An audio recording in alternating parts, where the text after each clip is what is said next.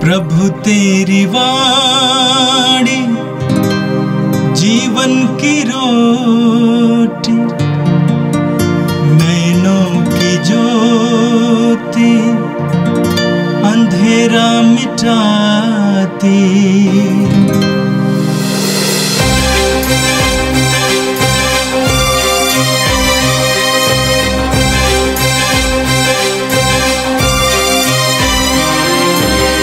प्रभु तेरी वाणी जीवन की रोटी, नैनों की ज्योति अंधेरा मिटाती। प्रभु तेरी वाणी जीवन की रोटी, नैनों की ज्योति अंधेरा मिटाती। वाणी वाणी वाणी वाणी वाणी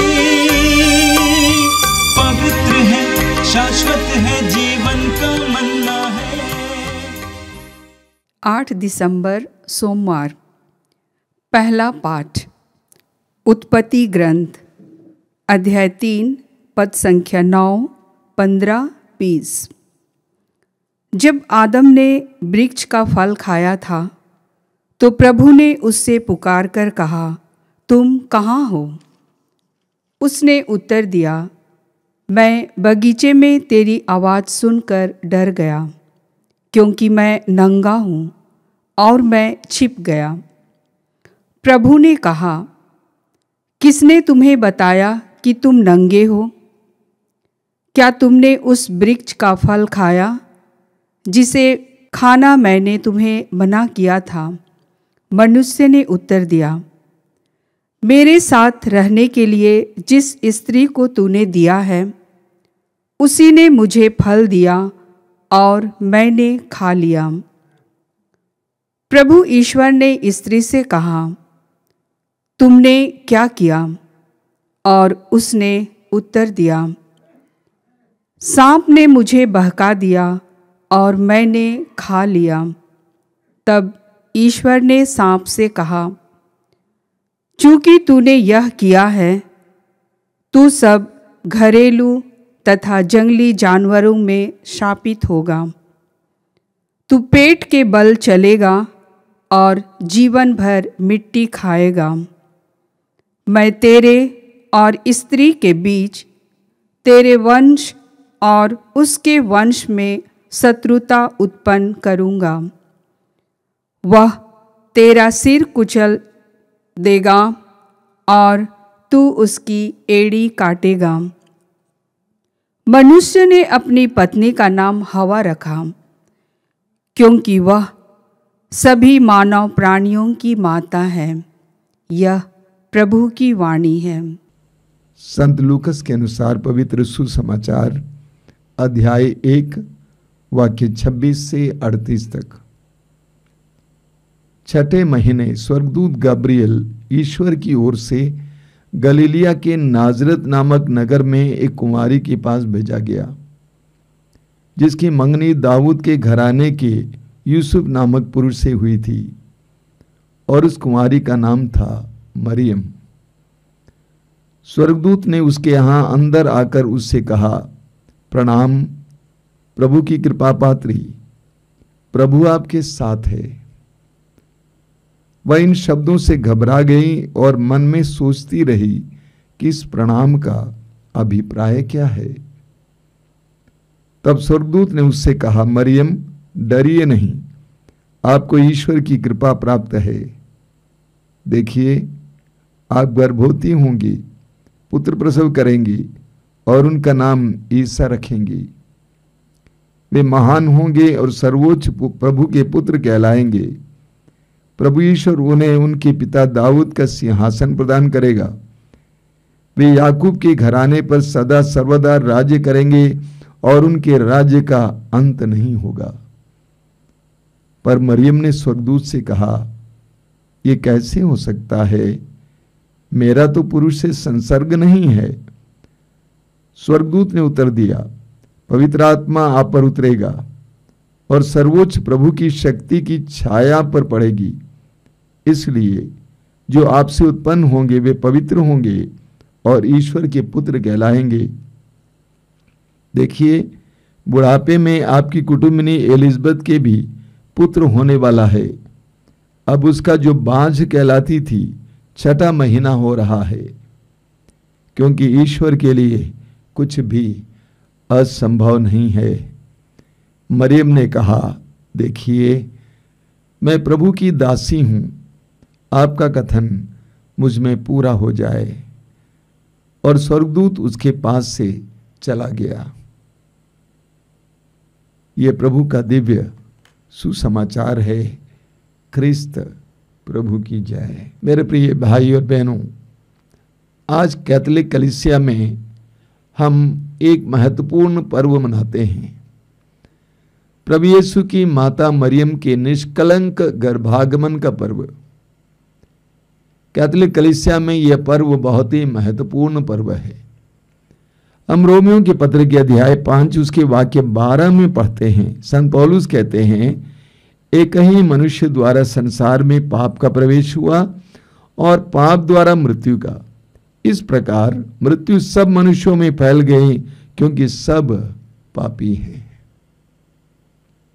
हम जानते हैं, उत्पत्ति ग्रंथ के अध्याय 3 में हम पढ़ते हैं, आदम और हेवा ने पाप किया और उनके पाप का असर पीढ़ी दर पीढ़ी बना रहा है। हम पढ़ेंगे, इस राजा दाऊद कहते हैं स्तोत्र 51 उसके वाक्य 7 में कि मैं तो अपनी माता के गर्भ से पापी हूं, जन्म से अपराधी हूं। और मनुष्य पाप में जन्म लेता है। आदि पाप का असर हम में से हर एक के ऊपर पड़ा है। रोमियों के पत्र के अध्याय 3 वाक्य 23 में हम पढ़ते हैं, पौलुस कहते हैं, सब ने पाप किया और सभी ईश्वर की महिमा से वंचित हो गए। तो आदम और हेवा के पाप का असर हर मनुष्य पर पड़ा है। इसको हम आदि पाप का असर कहते हैं। सन 1854 में संत पापा पियूस 9वें ने यह कलीसिया के विश्वास के एक सत्य के रूप में घोषित किया कि प्रभु यीशु माता मरियम उनकी माता के गर्भ से ही निष्कलंक हैं, यानी उनका निष्कलंक गर्भागमन हुआ है। इसके पीछे का तर्क क्या है?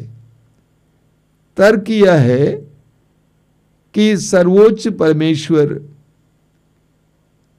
परम पावन परमेश्वर का पुत्र मनुष्य बना। उसे मनुष्य बनने के लिए एक पवित्र कोख गर्भ की आवश्यकता थी,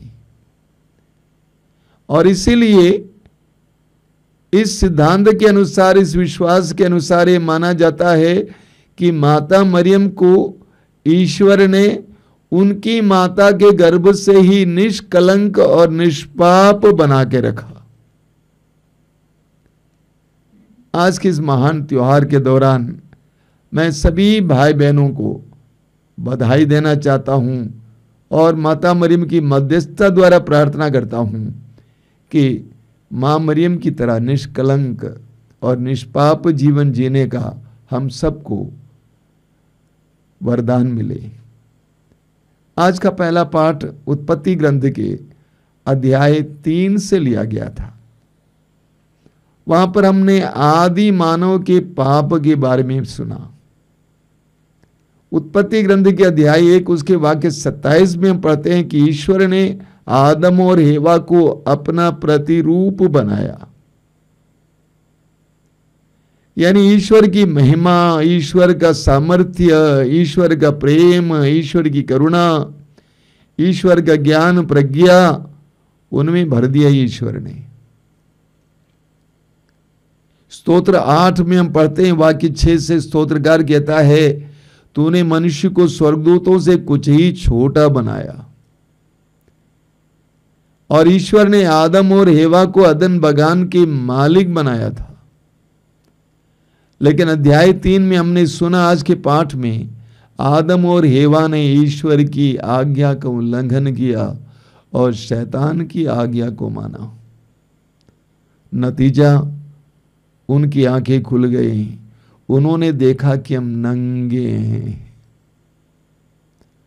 उन्होंने देखा कि हम नंगे हैं और वे ईश्वर से भागने लगे, पेड़ों के पीछे छिपने लगे, ईश्वर की आवाज सुनकर डरने लगे।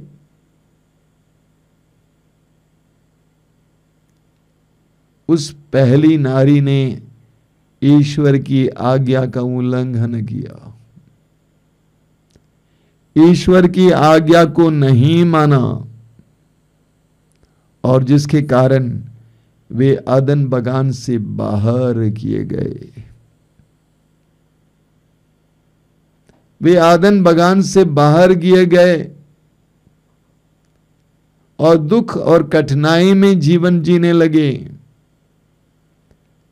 लेकिन आज के सुसमाचार में हमने सुना एक दूसरी नारी के बारे में, जिसके बारे में हमें वर्णन में सुना कि स्वर्गदूत मां मरियम के पास आता है और मां मरियम का प्रणाम करता है। एक नारी जिसने ईश्वर की आज्ञा का उल्लंघन करके आदन बगान को गंवाया, लेकिन यहां एक दूसरी नारी, नई सृष्टि की नई नारी, जो स्वर्गदूत के प्रणाम के योग्य हैं। इतना ही नहीं, स्वर्गदूत ने उनसे कहा, आपको प्रभु की कृपा प्राप्त है, आप प्रभु की कृपा पात्री हैं। मरियम ने अपनी नम्रता और ईश्वर के प्रति समर्पण के द्वारा अपने आप को ईश्वर की कृपा पात्री बनाया, जबकि हेवा ने ईश्वर के द्वारा दी गई उस कृपा को, उस महिमा को आज्ञा के भंग के द्वारा, लालच के द्वारा, घमंड के कारण गंवा दिया। स्वर्गदूत ने मरियम से कहा, प्रभु आपके साथ है, आप में प्रभु निवास करते हैं, प्रभु आपके करीब हैं। मरियम ने अपने में ईश्वर का सामीप्य अनुभव किया, ईश्वर की उपस्थिति अनुभव किया। उसके हर एक पल उसने ईश्वर के सानिध्य को महसूस किया। लेकिन हेवा ने ईश्वर की उपस्थिति को गंवाया, ईश्वर के सानिध्य को गंवाया अपनी आज्ञा के उल्लंघन के द्वारा। लेकिन मरियम ने ईश्वर की आज्ञा का पालन के द्वारा ईश्वर की उपस्थिति को अपनाया या बनाए रखा। एक बहुत सुंदर तुलना है। मां मरियम प्रभु यीशु की मां, कलीसिया की मां बनी, विश्वासियों की मां बनी, जबकि उत्पत्ति ग्रंथ के अध्याय 3 वाक्य 20 में हम पढ़ते हैं कि हेवा मानव प्राणियों की माता है, लेकिन मरियम विश्वासियों की मां है। मां मरियम के निष्कलंक गर्भागमन के इस पर्व के दिन एक सत्य को कलीसिया हमारे सामने रखती है। वो सत्य यह है कि मरियम सदा निष्पाप रही, निष्कलंक रही। मरियम को हम कलीसिया में सबसे महान और आदर्श मसीही मानते हैं। वो हमारे आगे मनुष्य होते हुए भी पवित्र जीवन जीते हुए निकली है। वो हमारे लिए एक उदाहरण है कि हम भी पवित्र जीवन जी सकते हैं, हम भी निर्दोष जीवन जी सकते हैं। कई वर्ष पहले तक मैं सोचा करता था कि पवित्रता कुछ संतों में ही होती है। हम तो आम इंसान हैं, हम पापी हैं, हम पाप के शिकार हैं। और जब तक मैं ये सोचता था कि मैं पवित्र नहीं बन सकता हूं, तब तक मैं पवित्रता के लिए एक कदम आगे नहीं बढ़ा पाया था। लेकिन जब से मैंने ऐसे लोगों को देखा जो पवित्र और निष्कलंक जीवन जी रहे हैं, चाहे वो लोकधर्मी हो या समर्पित हो, उस समय से मेरे अंदर एक सत्य का आगमन हुआ। वो सत्य क्या है कि हम पवित्र बन सकते हैं।